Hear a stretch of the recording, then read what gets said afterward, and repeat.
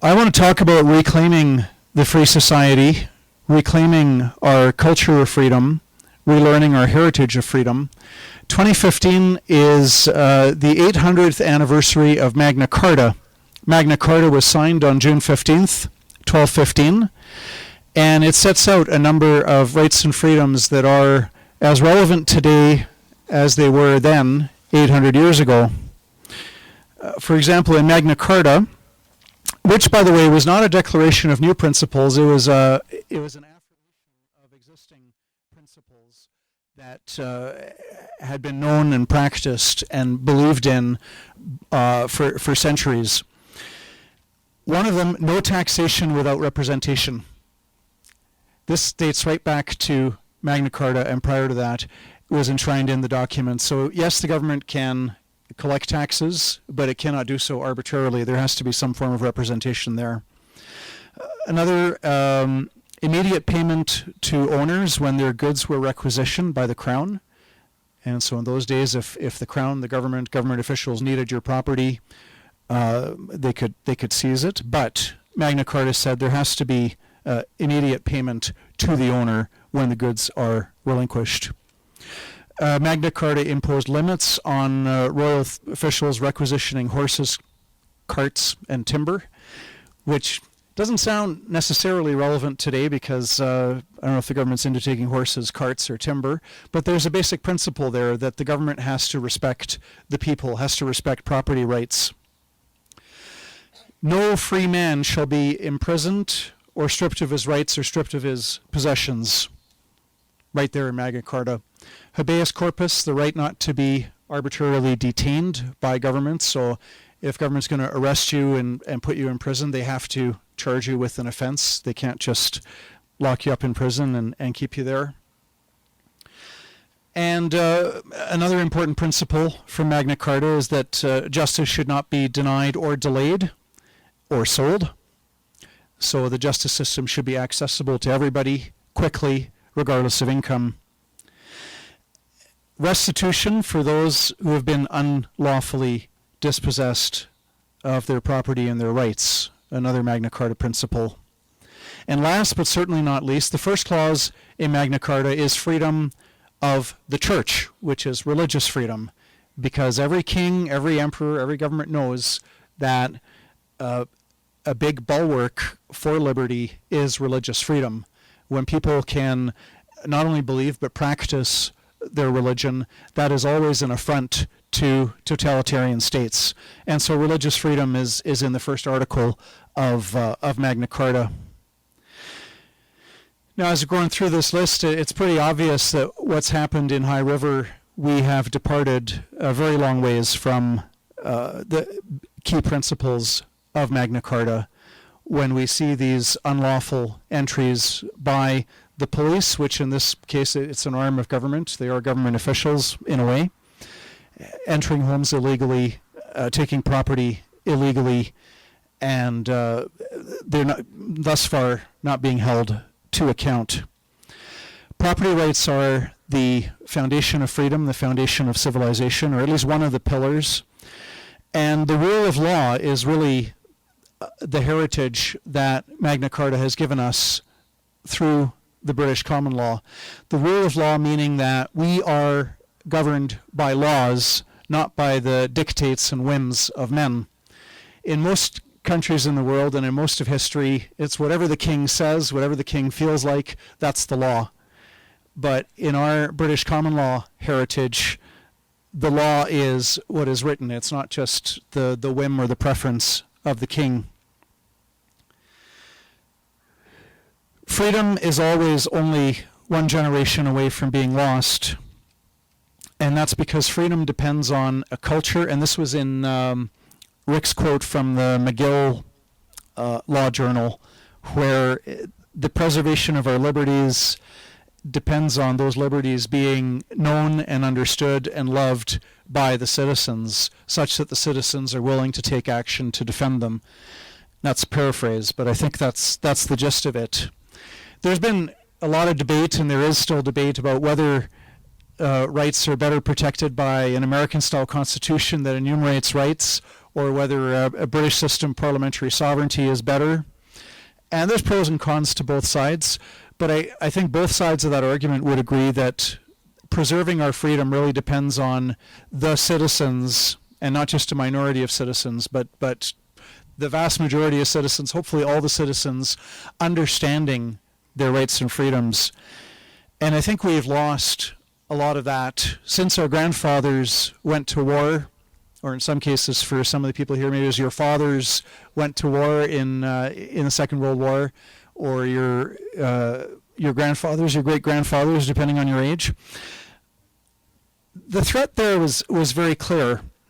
They were fighting against a totalitarian national socialist regime in Germany that sought to conquer the world. And it was a very stark black and white conflict. It was very obvious, because what we were fighting for when we fought the Nazis in World War II is we were fighting for the freedoms of Magna Carta, the right to own and enjoy your property, the freedom of expression, freedom of religion and conscience, the rule of law, not the whims of a dictator.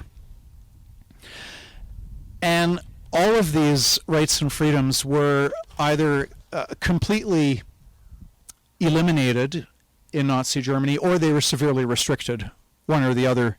And so we had a very clear enemy, and it was very black and white. And freedom triumphed over the Nazis in 1945, and eventually we also saw the collapse of Soviet totalitarian communism from 1989 onwards.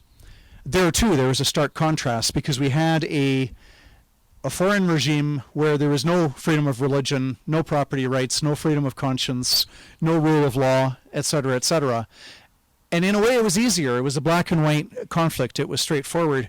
But today, the threats to freedom are coming from within, and they're frequently the removals and underminings of freedom are even in some cases supported by majority public opinion. And it's a much trickier thing to fight against. We've seen a huge decrease in freedom of speech. We had far more freedom of speech in the 1980s than we do today. Today you still have some freedom of speech left over, as long as it's not offensive to gays or Muslims or feminists, as long as you don't offend those groups. And there could be other groups out there who can raise a clamor and raise a stink and take you to a Human Rights Commission. So we've got this remnant of free speech that's still there, but subject to not offending certain sacred cows. You will get in trouble in Canada, legal trouble, other kinds of trouble, if you criticize Islam or the gay rights agenda or radical feminist orthodoxies, so on and so forth. We have far less freedom of speech. It's under attack. And there's a lot of Canadians don't understand that this is a pillar of free society, to be able to say things. There's no point to having freedom of expression if it's only for speech that is not controversial, not offensive. Every speech can be offensive to somebody, and if offensiveness is elevated, and this is the trend now, is to see that this notion that we have a legal right not to be offended, very serious threat to our freedoms, but it's coming from within. It's not. We can't mobilize the army to go out and fight a foreign power that is imposing this. Serious threat to religious freedoms. If you're somebody who disagrees with same-sex marriage, in some provinces, you cannot be a marriage commissioner. That door is closed to you. We see an attack on freedom of association with Trinity Western University wanting to start up a law school, and 3 law societies which are supposed to be the guardians of our charter freedoms. They're supposed to be upholding the law. And we see law societies saying, well, no, Trinity Western's not allowed to have a law school. Why? Because there's something wrong with their law program? No, the law societies admit Trinity Western University law program is entirely legitimate. They're going to teach their contracts, criminal law, tort law, constitutional law, just as well as any other law school in the country. No problems there. But they're a bunch of religious people who live in a community, and they have a community covenant, and they make a personal commitment to respect traditional marriage. And so they have a rule against sexual relations outside of the marriage of one man and one woman. Well, that's offensive to some gays and lesbians. Therefore, Trinity Western can't have a law school. This is the state of freedom in Canada today. Always one generation away from the loss of freedom. And this all ties in, because what happened in High River with the violation of property rights and the violation of the sanctity of the home and the government's not abiding by their own laws, what happened in High River, it's not the disease, it's a symptom of the disease. And the disease is a lack of understanding amongst the people, or amongst a lot of people, about our basic rights and freedoms. So, solution to preserve the liberties that we have and to win back the ones that we've lost, the solution is to educate ourselves as much as possible. One fantastic place to start, there's a fellow by the name of John Robson who has started a project on Magna Carta. If you just Google John Robson, R-O-B-S-O-N, John Robson Magna Carta, Google that, all kinds of good materials will come up. And just by taking the time yourself to learn more about Magna Carta and spreading the word to your neighbors, that's part of the solution, is to have an educated citizens, to have citizens be educated about our rights and freedoms, because ultimately that's the only guarantor that we have of our freedoms.